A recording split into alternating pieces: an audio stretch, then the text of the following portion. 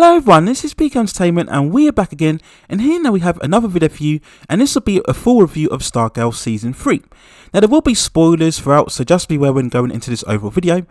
And just to quickly recap on what happened in the previous season, we saw both the Justice Society and Injustice members teaming up together in an all-out battle to defeat Eclipso. And we saw the appearance of Mr. Bones, who was certainly hinted at would become the antagonist for this season. Now in terms of this season, we picked up with both the Justice and Injustice members trying to coexist in Blue Valley as per the season title Frenemies.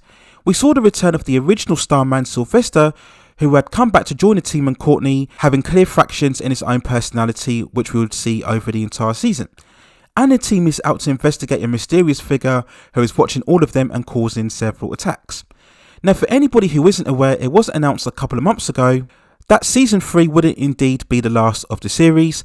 Its cancellation was a result of the shift in programming following the Discovery merger with Warner Brothers, where we've seen several shows within the Arrowverse being cancelled.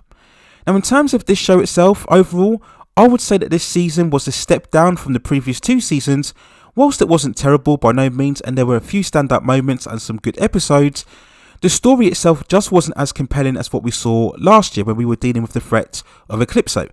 Now I think one of the biggest issues here is that the series this time took too long to establish who was the main villain. In the beginning episodes, we focused very much on Sylvester's almost bipolar-like personality, suggesting something suspicious, and of course that was revealed in the penultimate episode. It then for me completely wasted the presence of Mr. Bones, who only appears for one episode in the installment titled Infinity Incorporated, which was episode 8, where he's just there to help Jenny Scott's brother eliminate a dark force inside of him, and this was such a big waste of a potentially great character in my personal opinion. We then saw the return of Icicle in episode 10, whose body had been regenerated after being smashed to pieces in the season 1 finale. And this again was a bit of a letdown, bringing this villain back after all of the build up over who was the mysterious figure who was watching everybody within Blue Valley. And when he's brought back to life, he just doesn't have the same depth or intensity than what we saw within season 1. We then had the introduction of the Ultra Humanite, who was a DC villain from the comics. This is somebody who I remember mostly from the Justice League animated series, which is brilliant and iconic. And it was kind of just thrown in there late in the game, and unfortunately we had some very far from convincing CGI in terms of this monster, and a whole reveal which we got in the 12th episode that the Humanite took over Sylvester's body, while Cindy's father, the Dragon King, took over the Humanite's body, really needed more development and probably needed to be introduced far earlier in the season to carry far more impact. The Justice Society members themselves were strangely sidelined this time round. Only Rick had any sort of substantial storyline, trying to cope with the addiction to the attempts to lengthen his hourglass powers, which overall was causing him to be far more aggressive and erratic. Beth and Yolandi had nowhere near the substantial stories than what we saw in season 2. And we then have to talk about Pat, who really has been the integral character to this series. He's very much the anchor, bringing all of the heart and depth to the story. And he really was just on the fringes of events this time, really there just to react to Sylvester's constant mood swings. We did get some insight in episode 8, where him and Shade were transferred over to the Shadowlands dimensions that we saw from season 2. And we saw some reflections on his relationships with his previous parents, and also how he had to separate Mike from his original parents. But that was really it in terms of his overall involvement throughout the main story. Now we did get a lot of focus early on in the romance between Courtney and Icicle's son Cameron, who was developing powers more like his father. And I thought they were building up Cameron to be the overall villain, and that we would get an emotional tragic encounter where Courtney would have to end up battling and defeat a vengeful Cameron. But once Cameron comes across this discovery, it becomes far less important to the story. Now during its run, the show has provided some spectacular fight sequences, and we certainly had some standout fights this season, including a great face-off between Sylvester and Crusher and Paula outside the house, and also we had a massive free-for-all between Sophia and Lily and the other Justice Society members in episode 9, I believe.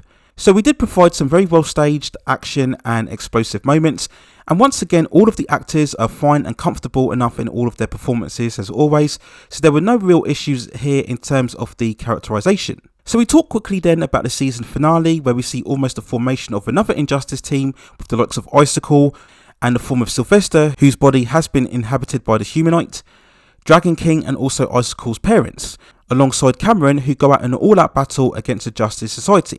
And once again, we get plenty of spectacle and action. Though there were issues of that darkened filter again during all of the fight scenes, that was a big issue in terms of the first season. And whilst we had some intense moments during this all-out battle, overall the villains are beaten too easily again, like what we saw in the season 2 finale, and everything is wrapped up too quickly as we see Cameron departing with his grandfather after his wife is killed. We see that Sylvester's body is still kept alive whilst his actual brain is being kept active in a location within the mountains. Mike finally reconnects with his biological mother. We see later on that Rick comes across Grundy, who gets revived to life under the ground, and I'm really not sure why they stuck with this constant connection between Rick and Grundy. Beth decides to make her parents far more involved with her role in terms of Dr. Midnight. We see Courtney visit the gambler's daughter. She gives her the letter that the gambler was trying to give her when he was trying to find out where she was. And we eventually saw Courtney get reunited with Cameron, and then once again we show everybody being happily reconciled at the Whitmore's house. We then had a kind of an end credit stinger where we see Icicle 3 months later being burned to his death by Artemis after he killed her parents. And then we get a 10-year time jump where Shade is given a tour of the JSA museum, retelling all of their ongoing adventures. And then Jay Garrick shows up from the Flash saying that the JSA is needed once more. So of course this opens up the question as to whether we will see the Justice Society members show up in the Flash's 9th and final season.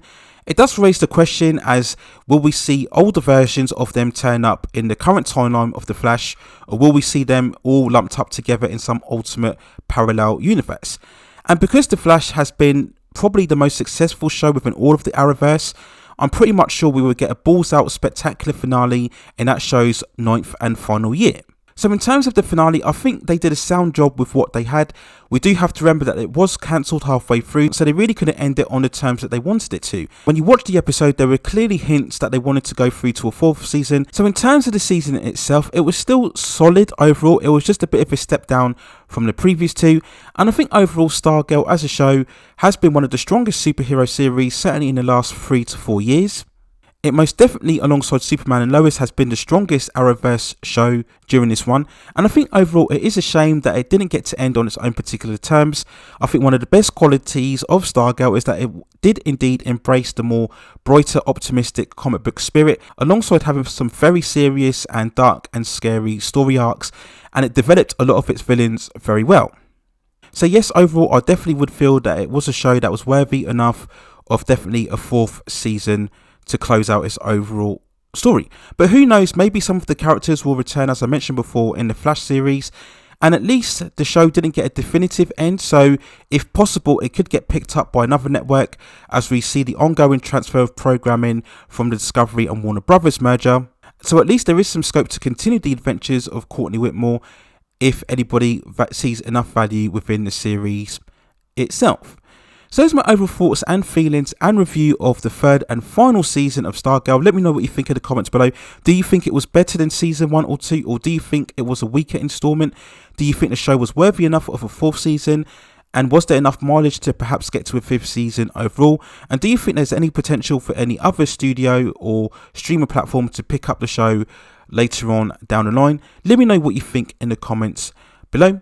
And if you have any other suggestions regarding any other movies or television series or any other issues within the entertainment industry that you'd like to see me cover on the channel, then also drop a suggestion within the comments and I will see if I can provide further commentary for you on those topics within the future. Please also hit and like those subscription and notification buttons so I can provide you with more high quality content like this in the future. But that's it for now. Take care of yourselves and I will see you very, very soon.